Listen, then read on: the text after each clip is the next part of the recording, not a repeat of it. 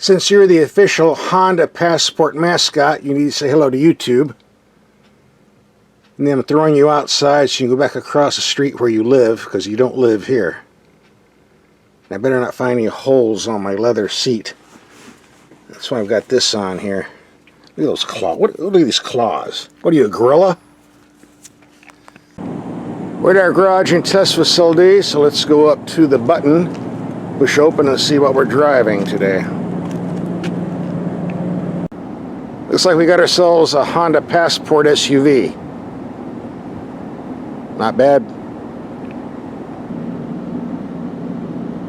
Honda Passport Elite all-wheel drive, so you know that's going to cost some extra money.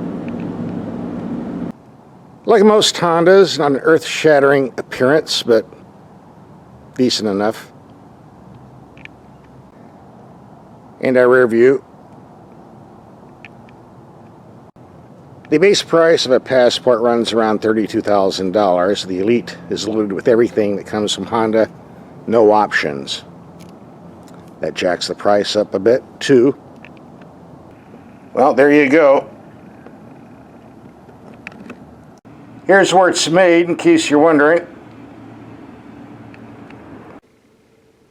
We also did a video on the 2019 Honda Pilot, a larger version of the Passport. And last week we tested the Honda Civic. We'll have a link for both of these videos at the end of this Passport video, so don't go away. Somewhere down there they managed to shoehorn a 3.5-liter V6 engine, putting out 280 horsepower, hooked to a 9-speed automatic transmission. Fuel economy rated, 19 in the city, 24 on the highway. And this particular vehicle comes with all-wheel drive for better traction.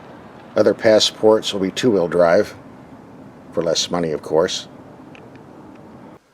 On the subject of transmissions, most of the ones you see look like this. A stick with park, reverse, neutral, and drive. This is a Jeep, by the way, not a Honda. But I pointed out to show you this is a pretty good design, except the stick has a habit of getting in the way, like when you're trying to reach down here and operate controls. And if you're not a good driver, you can get the wrong gear sometimes. So Honda's come up with a better idea, shown here. A push-button automatic transmission. Foolproof. Press exactly what you want, can't get the wrong gear. And there's no stick to get in the way, so you can reach in and do what you need to do without bumping your hand. This is a very good design. I like it. Amazingly, there are a lot of automotive testers, both in YouTube and publications, that don't like this. Even Consumer Reports didn't like it, saying it's unintuitive. What? I'm sorry, guys. This is the best design ever. It's foolproof. And that's just the way it is as far as I'm concerned. I wish all vehicles could be a push button like this. Try it, you'll like it. And yes, I realize on many vehicles you can use this to shift manually by tossing it over on the left side, but if you had paddle shifters on the steering wheel, you would need to shift manually with this. And guess what? On the Honda we get paddle shifters on the steering wheel. Just like this. Again, a total thumbs up for me on this design. There's plenty of room in the second row seating. I think you could put 3 full-size adults in here. Lots of storage ability in the rear. There's also some cargo room underneath here.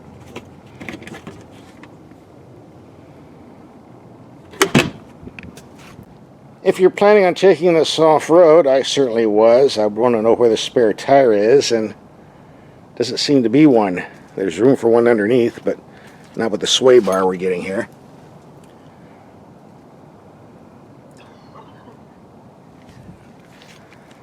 I'm told the cheaper Honda Passports have a spare tire. I'd want to check with the dealer on that if I were you. The glove box is a decent size. You can put a lot of stuff in there. There's a large storage bin in between the seats. The climate controls are easy to use. The navigation screen's not the biggest I've ever seen, but it will do, I guess. What's more important, Honda is actually giving us a volume knob now. something that was missing on previous Hondas. But due to all the complaints, they finally listened. The gauge cluster is very simple, easy to read. Like many vehicles nowadays, this has the engine start-stop system. You come up to red light, the engine shuts off to save fuel. Touch the gas pedal, it comes on again. It doesn't really save any fuel unless you're driving Los Angeles. It just wears the engine out. A very annoying system, but fortunately you have an off button right there. Press it, it goes away. The materials used in the cabin aren't that great, just run-of-the-mill average stuff. But aside from that, I have no complaints about the interior. Pretty straightforward, easy to use design. This concludes part 1, show and tell. Part 2, we're going to go out and do some driving. The first thing we're going to do is take these headlights out in the dark and see how they perform. Pretty fancy looking. It's dark enough. Let's take these lights out and see how they work. And hope the rain stays away. Look pretty bright to me. Here we have the low beams, only building 100 feet away. Lots of bright light, decent height. High beams. Looks pretty good at this distance. Let's try something further. Here we have the brights, only building 300 feet away. Good widespread, good height, lots of brightness. Total thumbs up. Go to low beam, just barely reaches out. When I looked at the headlights earlier today, they look identical to the same headlights I had in the Honda Civic a few days ago. The performance is exactly the same, total thumbs up, so it appears Honda's got a good set of headlights they're distributing through their vehicles this year.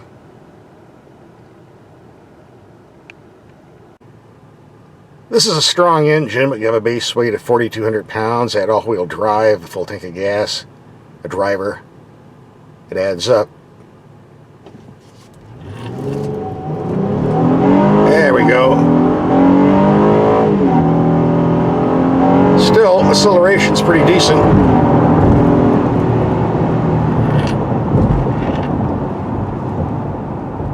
Decent brakes too. There's also a sport mode. Drive, sport. I didn't use that. Maybe next time. Let's try that again in the sport mode.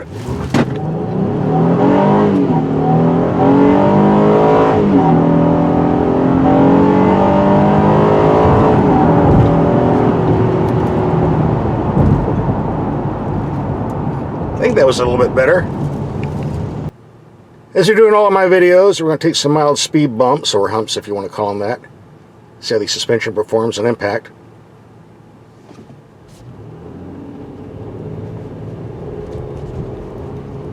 Here comes bump number 1. Heard it, but didn't feel it. There's a lot of air in these tires. Number 2.